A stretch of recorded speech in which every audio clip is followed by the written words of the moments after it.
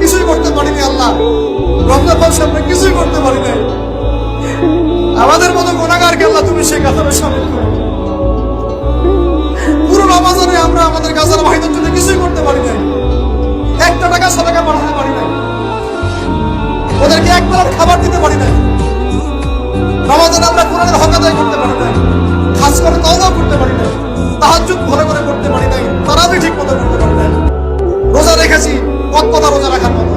আল্লাহ যেভাবে তোমার নবী সাহাবীরা আমল করেছিলেন এরকম আমল আমরা করতে পারি নাই। তাও তোমার ক্ষমা, তোমার দয়ায়, তোমার রহমতে আজকে আমাদেরকে ক্ষমা করো।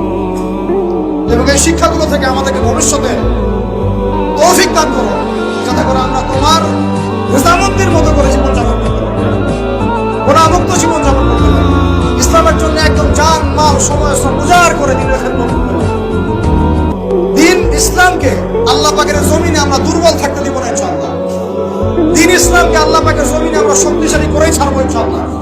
দিন ইসলামকে আমরা আল্লাহ পাকের জমিনে বিজয়ী করেই ছাড়বো ইনশাআল্লাহ। এই পথে যারা বাধা প্রদান করবে এদের বিরুদ্ধে আমরা প্রতিবাদ করে তুলবো ইনশাআল্লাহ।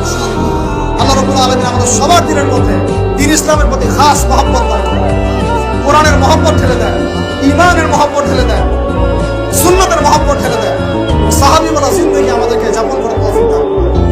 আল্লাহ রাব্বুল আলামিন আজকের এই খুশির দিনে গুনাহ মাফের দিনে আল্লাহ পাক আমাদের সবাইকে ক্ষমা করে দেন।